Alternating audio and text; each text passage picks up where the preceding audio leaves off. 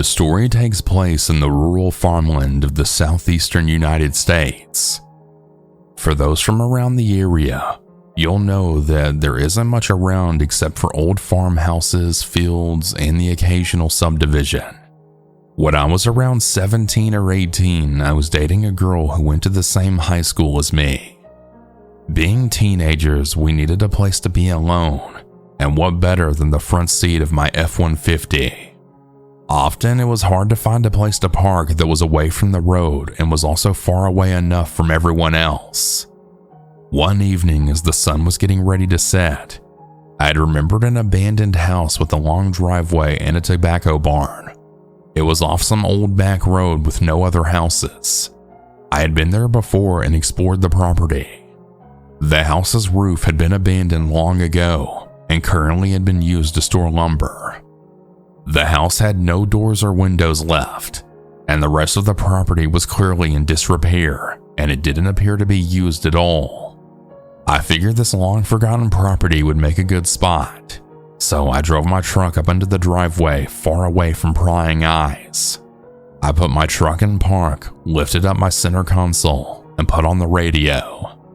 As my girlfriend and I were talking, she suddenly stops with her eyes glued to the rearview mirror and then says, I think someone is here. I initially blew her off, as I was fairly confident no one was around for miles. But as I glanced in my rear view, I had then seen a very beat-up looking Ford truck that pulled directly behind mine, and the door flew wide open. Out jumped a tall, dirty-looking man, holding what appeared to be a .30-06 with a weathered wooden stock. As I put down my window, the man advances, yelling all types of obscenities from the side of my truck. As he walks up, I hear the distinct sound of the safety clicking off of an older rifle. I froze as the world stopped all around me. I had never been held at gunpoint before. As soon as the shock wore off, I threw my hands up, and I saw the man had his sights aimed on me through the rear window of my truck. I looked over to my girlfriend, who was frozen in shock and somewhat cowered into the passenger door. I remember feeling helpless and reaching for my pistol that I usually had between the seats, which I quickly realized I'd left at home. This was probably a blessing in disguise, as the strange man was clearly belligerent and under the influence of something. I'm sure him seeing my pistol would have just sent him more over the edge. As my hands are now up and my girlfriend shaking in fear, I eventually mutter out, "What's going on, sir?" The man through rotten and missing teeth then shouts, "You sons of bitches came out here tearing up my field and running my crops." He had clearly mistaken me for some of the ATV riders around the area who would often wander into private property and tear up the land. Looking at the man, he didn't look like any of the farmers that I'd known around the area. Having lived here 15 years at this point, I was fairly familiar with the local farmers. Well, the supposed farmer looked maybe in his early 30s, and he looked to me more like the junkies that I would see downtown. I replied to the man that I'd never been here before, nor that I was responsible for destroying his crops, trying desperately to defuse the situation. He wanted to hear none of it and continued to mutter while still holding me at gunpoint. I waited for a break in his incoherent babbling to apologize profusely and then say, "Sir, if I had seen a no trespassing sign, I wouldn't have dared step foot on the property." The man advanced from behind my truck to my open window to then yell, "Didn't see no fucking sign? Yeah, right!" He didn't believe me. As I studied him, he continued to grip the rifle even tighter and mumble to himself. I apologized some more and offered to leave when I noticed that he has me completely blocked in. There was nowhere to go. As soon as I mentioned leaving, he perked up and dropped the rifle ever so slightly, then putting us out of immediate danger. My fight or flight briefly chose fight, but I knew there was no way to jump out of the truck and then get to him before he could shoot us. Time seemed slow, and I felt like the silence that ensued lasted for hours. He had started to yell obscenities yet again, but I started to walk back to his truck. As he passed my rear bumper, my girlfriend and I exchanged glances. I had never seen a fear like that in someone's eyes before, let alone someone that I loved. I knew that I had to do whatever I could to get away from this unhinged stranger. I fired up my truck and I put it in reverse as he does the same. The beat-up Ford backed into the road and stopped, waiting for me to exit. I backed into the road as well, my eyes never leaving the rearview mirror. As soon as there was enough space, I threw the truck into drive and stomped the gas pedal down as far as it could go. My tires squealed and the truck roared as it ran through the gears. I was familiar with the roads, and I was confident I could outrun him if need be, as this truck looked like it was on its last leg. As the speedometer flew past 60, I could now see the man following us, but enough distance from my truck would be hard to put a hole in my tailgate. My girlfriend's calming down at this point and is trying to rationalize what just happened to us. I drove and drove for several miles, constantly looking behind us to see if he was following. I remember doing over 100 miles an hour at some point.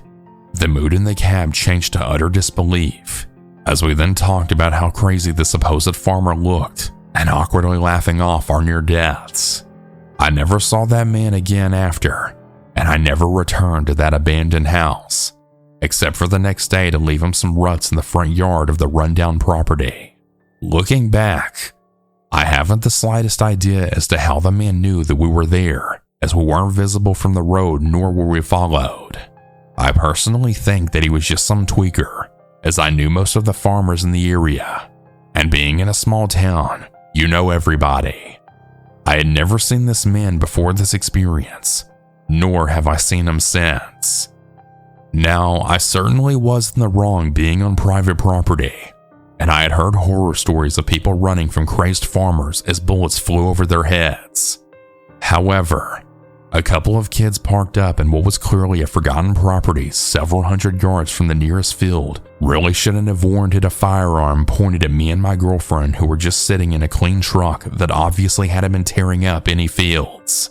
Coming from a farming family myself and being close with all the farmers in the area, the last thing you would catch me doing is tearing up someone's livelihood. Regardless though, I put my girlfriend's and my life at stake just to go park up somewhere and fool around. I never made that mistake again.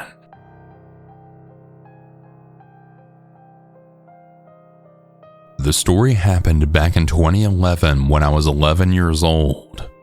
My sister, who has autism and is nonverbal, was 9 years old at the time. We lived in a gated community, and there's a vending machine right near the manager's office. I was able to save up some quarters, and I had asked my mom if my sister and I could walk to the vending machine to go get some snacks. My mom said yes, and I had helped my sister put on her shoes.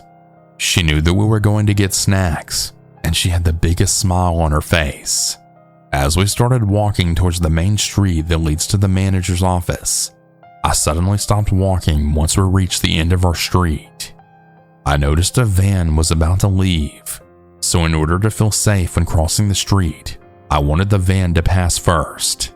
As the van was passing us, very slowly I might add since the speed limit is 5, I was able to see the man who was driving the van. This man, since the moment he saw my sister and I, had his eyes glued to us. I didn't notice this until I had immediately grabbed my sister's wrist. As he was driving, instead of looking at the road, he kept his eyes right on us. And instead of continuing down the street to leave the community, he suddenly made a left turn and drove into the street that's next to ours.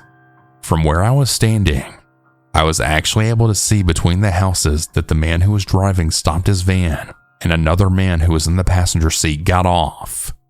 I didn't even notice there was another man, as the man who got off was walking towards the main street, which I'm sure was going to walk where my sister and I were standing at. The man who was driving had started to reverse. At this point, since I was already holding my sister's wrist, I had turned around and started running. I don't know what was louder, the sound of our cheap dollar store flip-flops hitting the ground as we ran, the sound of my heart beating so loud because I thought the man would grab us any second, or the sound of my sister laughing her heart out because in her mind we were playing a game. We made it back to our house, and thankfully I hadn't locked the door before I left. I made sure my sister went inside as I hid behind my mom's car and looked to see if the man would pass by. He did, and a couple seconds later, the man who was driving the van also passed by. After a couple of minutes, I had walked out to see that they were gone, and I stood there realizing just how innocent my younger sister's mind was. In her mind, there was no danger. There's no bad or evil. But in my mind, I am 100% sure that those two men were going to take, if not both, at least one of us. I know some of you may think, what if they just wanted to ask me something? But the way the man was looking at us didn't seem friendly at all. It was like we were their prey. I'm glad that even though I was young, I knew that something was wrong about that situation. I never saw that van again. But because of this, I sometimes have nightmares where I'm running. It feels like no matter how fast I'm running, there's always this shadow right behind me. As I'm running up the stairs trying to grab the doorknob, I'm suddenly yanked down by my shoulders. As for my sister, she's now 20 years old, and whenever we go out, my parents always make sure one of them is holding her hand. Everyone out there with children or younger siblings, please make sure that they're always safe. Even if you know your neighborhood is a nice area, you just never know if there's someone lurking around.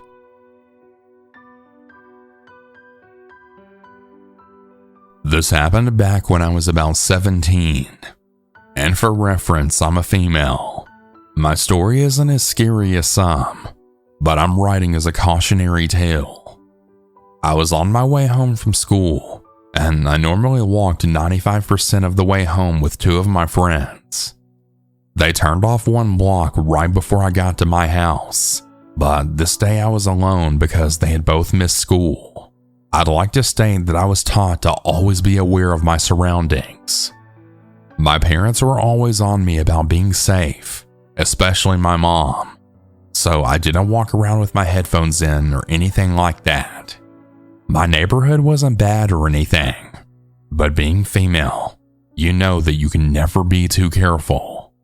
On most days I was alone when I got home, and then I walked across the street to get to my little brother from school when he got out. But that day my dad was home because his car was in the shop and my mom was at work, so there was no car in the driveway when I came home. I came in like always, and I had tossed my book bag on the floor. I didn't even bother to lock the front door. I just walked into the kitchen like always. I remember that my dad was home, so I had opened the back door and yelled out to him that I'm home. I don't even recall him answering back. I just went back in like, whatever. I guess I was half paying attention. Anyway, my dad walked in just as the phone rang. It was the neighbor from across the street. I'll refer to her as Patty. She was a nice lady that we had known for years. Her whole family lived in the two houses across from us, all really solid people. We always looked out for each other, helped out one another when we could, the way it should be, but rarely is nowadays. She told my dad that it was Patty and asked him if I was okay. He just responded with, yeah, why? Well, Patty told him that she noticed two men follow me into the yard as I came in from school. She couldn't see them when I went up to the door, but she said they were behind me a few feet, but hurried out of the yard about a minute or so later. I'm guessing that was when I went into the kitchen and told my dad that I was home. My dad then asked if she saw which way they went. Patty said that they walked around the corner and made a right. My dad thanked her and hung up. He told me someone followed me home and he grabbed his keys. I was so confused. It took me a minute to understand what was happening. My dad told me to lock the doors and he then took off. I was so scared. I didn't want my dad to get in trouble if he caught those guys, because God only knows what he would have done to them. But even more so, I didn't want him getting hurt by some chance they had weapons or something. He came back a short time later. He told me that he drove around the neighborhood a bit and even stopped at Patty's to ask what they looked like, but nothing came of it. I'm telling this story because I want to remind people to be cautious, especially the females out there. I really thought I was being careful, But apparently I wasn't. Make sure you glance around while you walk. If you pass someone, make it a point to look them in the eyes. Let them know that you see them. Please be safe, everyone. I know that I was lucky that day. On any other day, it might not have been the case. So when I was in middle school, I'm not ashamed to admit that I was quite naive. In hindsight, I should have been more honest with my parents about what was going on. When I was about 13 to 15, I had the same bus driver for about 3 years. I was very shy, antisocial, and didn't really like people much. I usually sat at the front of the bus, considering I had 0 of my friends riding the same bus due to our route differences. One particular day, my bus driver asked me how my day was and had tried to strike up a conversation when he saw that I didn't really talk much. Every day it became a routine for me to sit in the front and chat with my bus driver about my days. One day, the bus driver brought me a snack after telling him that I didn't like the school's lunches. I probably shouldn't have taken food from a stranger, but in my adolescent mind, I felt like he was trustworthy. He began asking me more personal questions, getting to know me in a way that a friend would, but I'd always answer vaguely. His gifts began becoming frequent as he began saying that I was his favorite on numerous occasions. It got to the point where the other kids on the bus grew jealous of the gifts and food that he would only bring me every day. For about 1.5 years, my bus driver spoiled me in food, but when other children asked if they could have something, he'd always say no, or that it was only for me. That should have been the first red flag, that I was the only one that he was spoiling. It became apparent to me that the other kids were taking notice and regrettably began bragging about how loved I was by the bus driver. All jokes aside, it began becoming creepy. He would start complimenting me, just small compliments here and there, before they became just as frequent as the food gifts he brought me. It started by him commenting on my new shoes, to complimenting my glasses, and then how beautifully blonde I was. It all came to a halt when he showed me a picture of his wife and then told me, and I quote, "You know, the reason you're my favorite is because you remind me so much of my wife." Like what? Kinda stunned and left feeling uneasy and awkward, I happened to glance at one of the fellow boys on the bus. This kid was 15, but he was already 5'10" and beefy. The kid, we'll call him Nick, glared at the bus driver when he began showing me picture after picture of his wife. And yes, if I had been 20 years older, I'd probably look exactly like a spitting image of his wife. Nick began watching me, more so that his stop had been 2 before mine, and yet he only got off when I did. And if I didn't, Nick didn't either. For the next few months, I caught the bus driver staring at me through that large rearview mirror on several occasions during one bus ride. It became unnerving how much he had been staring. He was always polite to me, but whenever Nick was around me, it seemed that he would get visibly upset by this. One day we walk into the bus, and the bus driver makes an announcement. "Listen up, everyone. If your listed bus stop is what's listed from the school, that is where you'll get off." All the while looking directly at Nick. Nick was now forced to get off at his own stop, and when pretty much 75% of the kids got off at his stop, the bus was quite empty to say the least. By the time my own stop came around, only 6 of us were still on the bus, but his eyes would always be on me. Things got worse when he tried his best to make me the very last off the bus, but I always avoided being the last person off the bus for obvious reasons. It came to a point where he had even offered to drop me off directly in front of my house so I didn't have to walk all that distance from the bus stop. This was by no means allowed, especially since his bus was not labeled as a special case bus. And at my school, there were certain buses assigned for special pickup and drop-offs for those with crutches, broken bones, injuries, etc. I always declined his offers, which he seemed upset about, but not enough to draw attention. There was one occasion where he had dropped me off at the bus stop, and instead of going straight, He turned down my road where my house was, and I caught him looking at me through the door. That unnerved me the most, because why the fuck is he trying to see what house I got into? I told my friends about it, but they just casually brushed it off as the creepy old guy that everybody's experienced. I laughed about it with my friends, but I had told my friend to ride home with me from now on and I'd walk her home once he left. Well, she did, and he'd only be creepy on days that I didn't have my best friend present as a barrier between us. I was really creeped out one day when it was ending the semester and we had fall break. He had an entire box of snacks he had gotten me, but what sent a shiver up my spine was when I first got on the bus. He then told me to be the very last one off. What the fuck, right?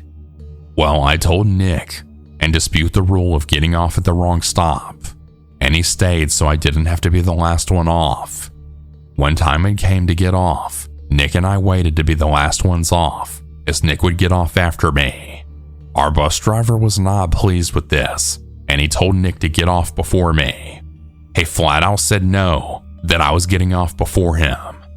Suddenly my bus driver got super agitated, but agreed before huffing and falling back down in his seat. When I got off, he practically threw the box of snacks at me and sped off, barely allowing Nick the time to have both feet planted on the ground. I immediately threw the box away and then went home as Nick had walked me. Shortly after, my bus route changed and he was no longer my bus driver, but Nick still told me how he'd occasionally catch our old bus driver giving him a nasty look when driving past. Looking back at it now, that entire situation could have ended very, very badly. To Nick, I want to thank you for stepping up and protecting me when you noticed something was off. And to the bus driver, I really hope you haven't tried to groom any other girls since me. And if you have, I pray God sees what you do behind your wife and daughter's backs, because it's absolutely despicable.